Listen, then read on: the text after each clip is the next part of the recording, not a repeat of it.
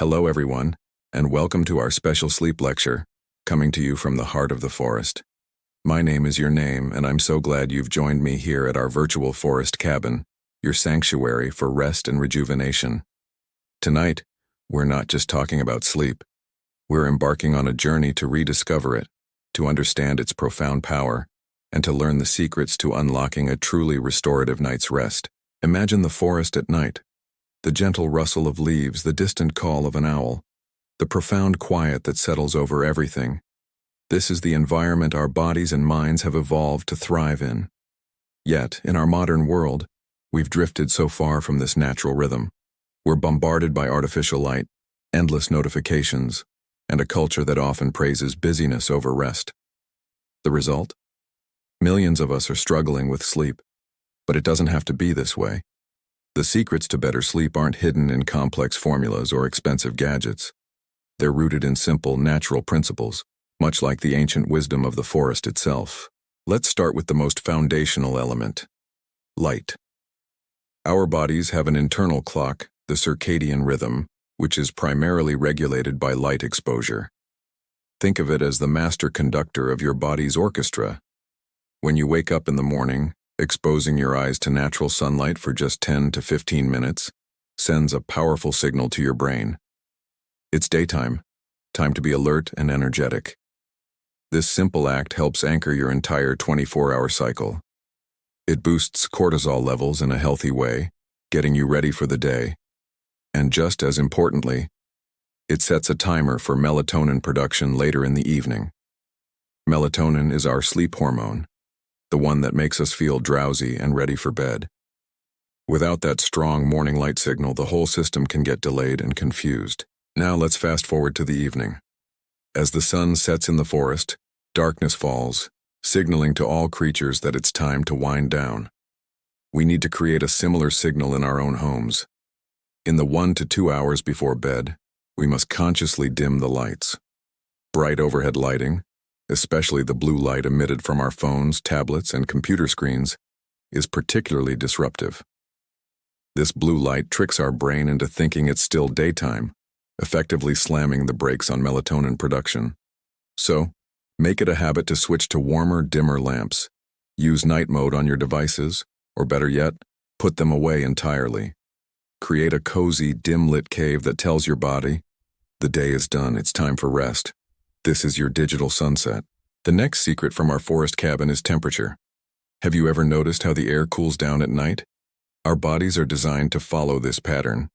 To initiate sleep and maintain deep sleep, our core body temperature needs to drop by a couple of degrees. You can help this process along by keeping your bedroom cool, ideally between 60 and 67 degrees Fahrenheit, or 15 to 19 degrees Celsius. A warm bath or shower an hour or two before bed can also be surprisingly effective. It might sound counterintuitive, but the rapid cooling of your body after you get out of the warm water acts as a powerful trigger for sleep. It mimics that natural temperature drop that our ancestors would have experienced as the sun went down. Let's talk about what happens inside our minds. Our brains are like a bustling forest floor during the day, with thoughts and worries scurrying around like little creatures. To sleep well, we need to quiet this activity. This is where a wind-down routine becomes your greatest ally.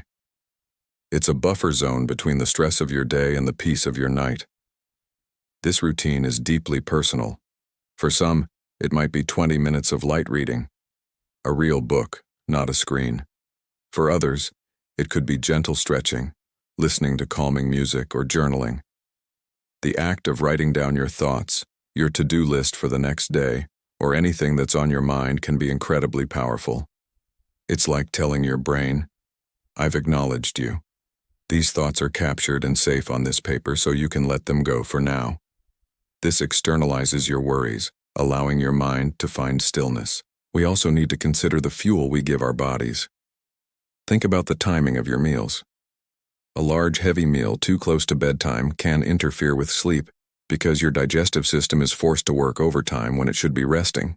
Similarly, while a nightcap might make you feel drowsy initially, alcohol fragments your sleep later in the night, preventing you from reaching the deeper, more restorative stages. And of course, there's caffeine. It's a wonderful tool for alertness, but its effects can last for many hours. A good rule of thumb is to avoid any caffeine after 2 p.m. to ensure it's out of your system by the time you want to sleep.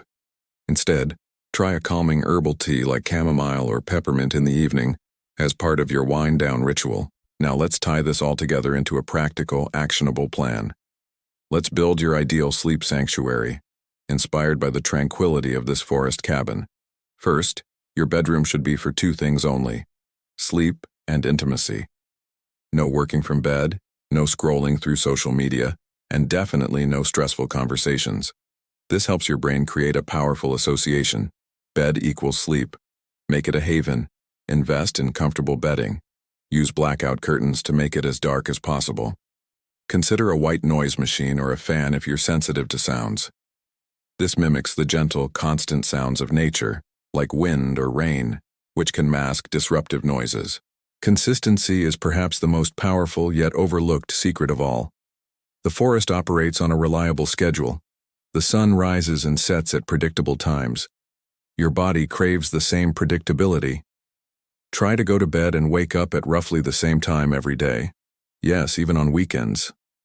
I know it's tempting to sleep in, but that can throw off your internal clock, leading to what some call social jet lag.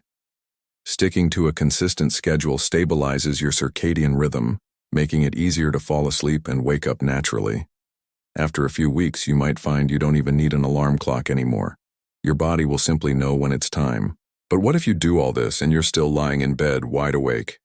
Here's a crucial piece of advice. Don't fight it. Lying in bed feeling anxious about not sleeping is one of the worst things you can do. It creates a negative feedback loop where your bed becomes a place of stress, not rest. If you haven't fallen asleep after about 20 minutes, get out of bed, go to another dimly lit room and do something calm and relaxing. Read a few pages of a boring book, listen to soft music, or do some light meditation. Only return to bed when you feel sleepy again. This breaks the association between your bed and a state of anxious wakefulness. Remember, sleep is not a luxury, it is a biological necessity. It's during sleep that our body repairs itself, our brain consolidates memories, and our emotional centers reset. A good night's sleep improves everything: your mood, your focus, your immune system, your creativity. It's the foundation upon which a healthy and happy life is built.